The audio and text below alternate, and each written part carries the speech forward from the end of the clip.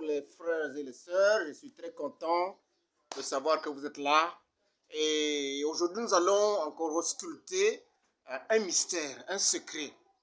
Qu'est-ce qui s'était passé au jardin d'Éden avec Ève, Adam, le serpent? Qu'est-ce qui s'était réellement passé? Bien, alors vous, avant d'écouter la bande, avant d'écouter cette vidéo, lisez Genèse 3. Lisez Genèse chapitre 3 et considérez chaque détail. Parce que si je ne vais que développer. Bien, il y a... Et ceci, c'est pour que toi, madame, qui est mariée, tu prennes des précautions de ne pas tomber dans l'erreur que Ève avait commise. Et toi aussi, monsieur, de ne pas tomber dans l'erreur du serpent. Et toi aussi, monsieur, de ne pas tomber, l'homme marié, de ne pas tomber dans l'erreur d'Adam. Alors, suivez attentivement. Je sais que vous allez suivre après avoir lu. Lisez d'abord Genèse 3 et considérez chaque détail. Bien. Alors, voilà madame Ève, une femme mariée, comme toi, madame, mariée. Alors, la voilà qui décide de faire les 100 pas. Ah, je fais d'abord les 100 pas dans le jardin.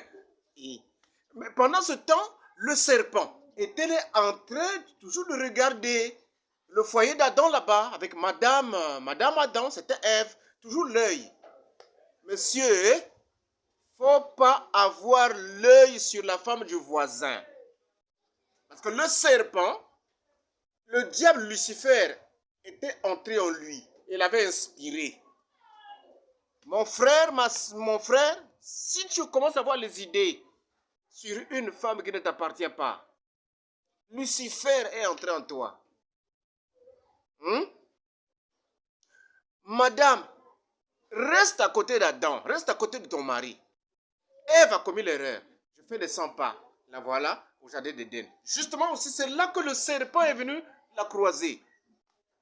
Madame, si tu restes à la maison, tu ne croiseras pas le serpent. Le serpent ici, c'est le dragueur ambulant. Adam, c'est le marié, l'homme marié. Ève, c'est la femme mariée. Voilà le tableau. Alors le serpent commence à dire à Ève, est-ce que Dieu a-t-il réellement dit que on ne mangera pas de tous les fruits du jardin, de tous les fruits des arbres? Le fruit, c'est l'acte. L'arbre représente l'homme. Et le fruit, c'est les actes, les actions, les œuvres. Ève, son erreur, il ne fallait pas s'arrêter. Il fallait partir. Mais elle s'est mise debout pour écouter. Madame, si dans la rue, quelqu'un te parle avec le discernement, tu sauras si c'est une parole bonne ou si c'est un dragueur, tu sauras. Ne t'arrête pas, vas-y. Vas-y, madame, tu vas échapper. Mais elle a commis l'erreur de rester là. Elle a écouté. Est-ce que tous les fruits du jardin, on ne peut pas les manger? Les actes. Quel acte? Bon, là, on a dit seulement le fruit. Lisez seulement le fruit. On n'a pas dit que c'est l'avocat. On n'a pas dit que c'est la pomme. On n'a pas dit que c'est le safou. On n'a pas dit que c'est pas la mangue. Fruit. Le fruit. Et quand vous regardez, bon, dites-moi, quel fruit est-ce qu'après l'avoir mangé, vous sentez que vous êtes nu? Après avoir mangé le fruit, vous sentez que vous êtes nu. Dites-moi s'il s'agit de quel fruit? La pomme? Non, non, non, non, non. Non, non, non, non.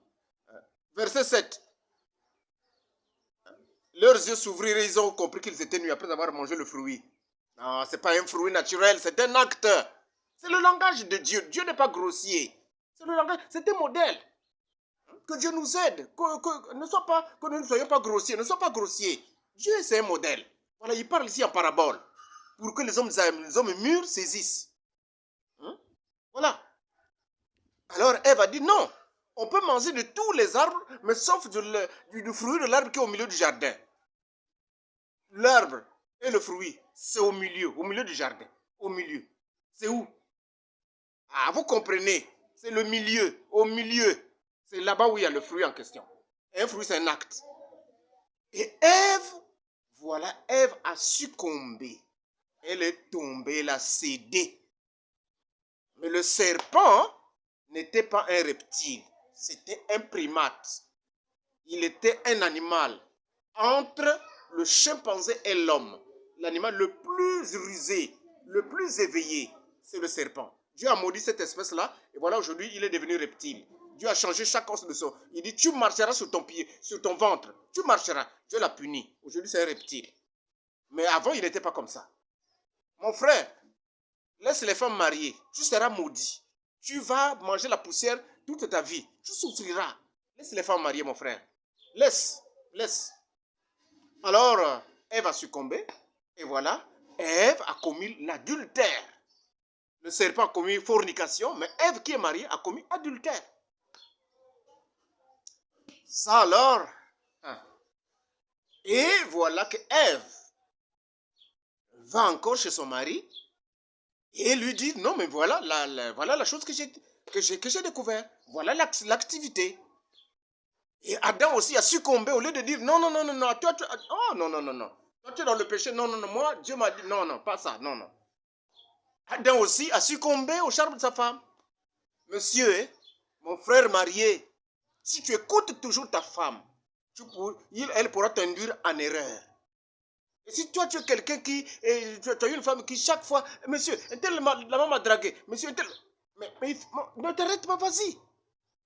Bon, madame, toi, tu dis seulement les hommes que tu refuses. Tel m'a dragué, j'ai refusé. Pourquoi tu ne dis pas aussi ce que tu acceptes? Hein, ça, c'est quel malin, ça? Une femme ne peut pas s'arrêter. Hein, tu sens... Si c'est bonjour, bonjour. Mais si c'est... Bon, madame, je voulais d'abord... Tu sens l'approche. Non. Moi, je suis marié. Tu t'en vas, ne perds même pas ton temps. Vas-y. Voilà comment échapper. Ne l'insulte pas, ne le jurie pas. Mais pour garder ta dignité, vas-y. Vas-y.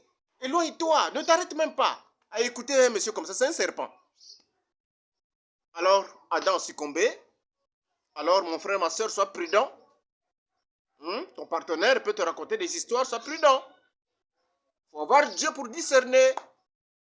Oh, voilà pourquoi j'ai toujours mis l'accent sur le baptême du Saint-Esprit. Pierre, un jour, Ananias vient lui dire un mensonge.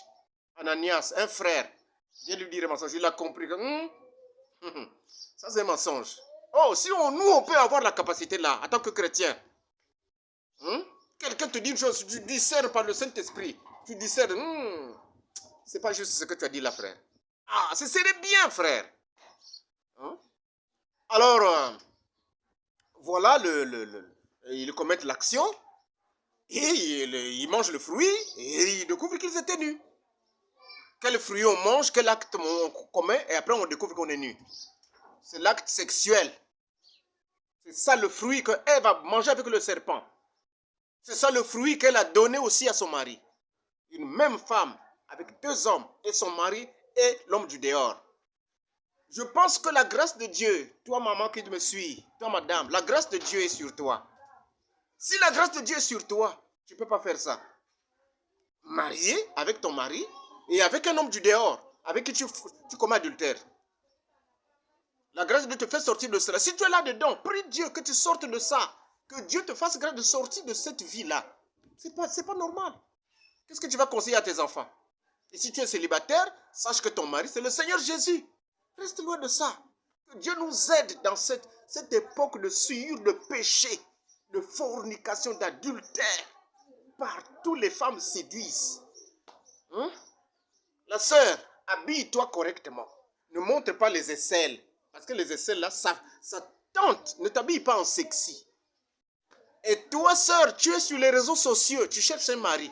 Mais tu te présentes avec des habits sexy. Quel est le bon mari qui va s'approcher de toi? Tu t'habilles comme ça pour séduire. Or, séduire, ça c'est pour Satan.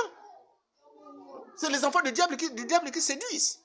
Et quand quelqu'un tombe amoureux de toi, tu vas penser que c'est là s'il t'a aimé. Non, tomber amoureux, c'est pas aimer. Tomber amoureux, c'est une chute. C'est une chute. Parce qu'après, la personne regrette. Oh, merde, qu'est-ce qui m'a poussé de aller avec cette femme-là? Oh, mon Dieu, qu'est-ce qui m'a poussé? Il regrette. Il ne t'aimait pas. Mais tu t'es habillé de façon provocante et il est tombé amoureux. Tu l'as séduit. Tu l'as induit en erreur. Et il s'est ressaisi. Alors, il ne t'a pas aimé. Voilà, il se retire.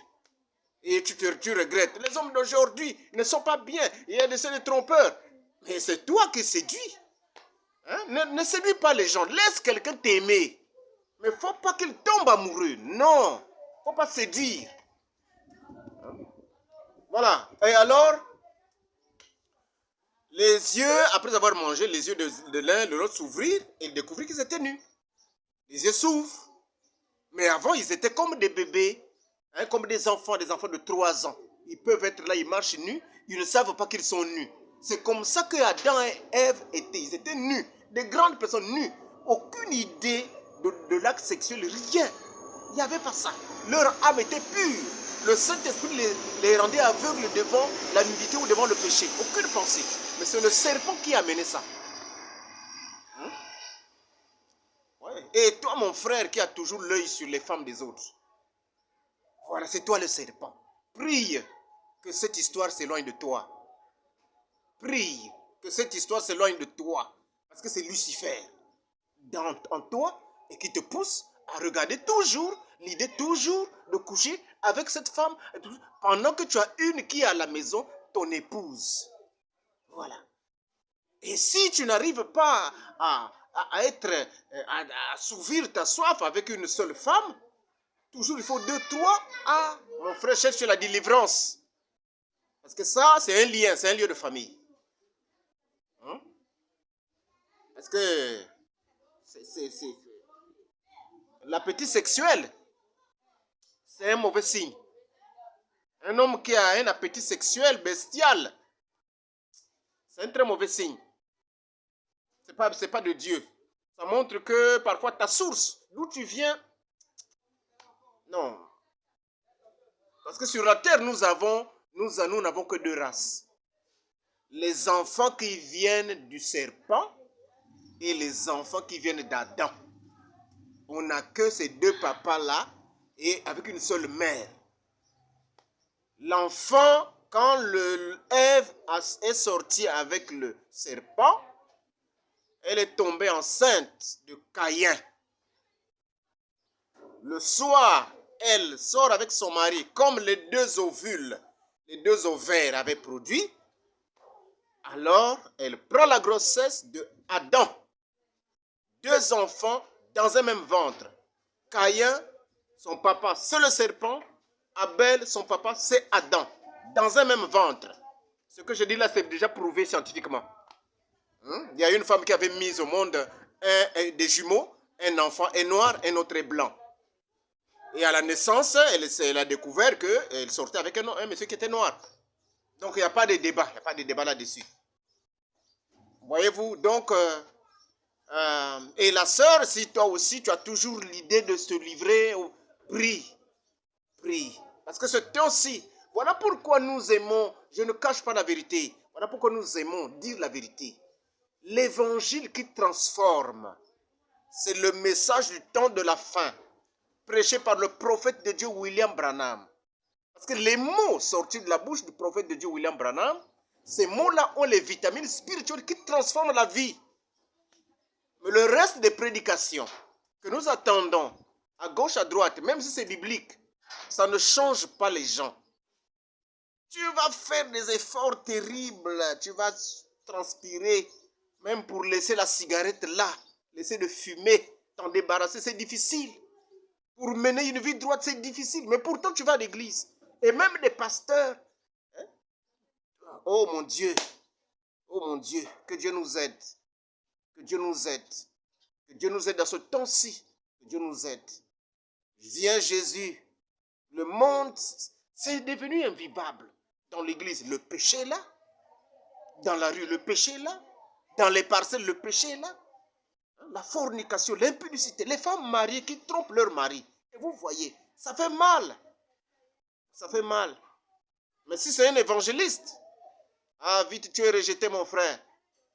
Voilà pourquoi les évangélistes, parce que Dieu a un évangéliste, lui sa mission, il doit corriger, réprimander, enseigner, censurer. Ah non, les prédicateurs comme ça, les gens ne les aiment pas. On aime les pasteurs, les prophètes, les apôtres, hein, les docteurs. Mais un évangéliste, il cogne toujours contre le péché, contre le péché, contre le péché. Et les gens n'aiment pas souvent des prédicateurs comme ça. Mais Dieu, dans ce temps-ci, il a fallu qu'il commence avec l'œuvre d'un évangéliste. Le modèle de son prophète William Branham. Dieu lui a dit, fais l'œuvre d'un évangéliste. D'abord ça. Donc, tailler le péché, couper le péché. C'est ça d'abord. Si tu n'es pas lavé par l'eau de l'évangile, si tu n'es pas taillé par l'épée de la parole, comment auras-tu une forme adéquate qui plaise à Dieu?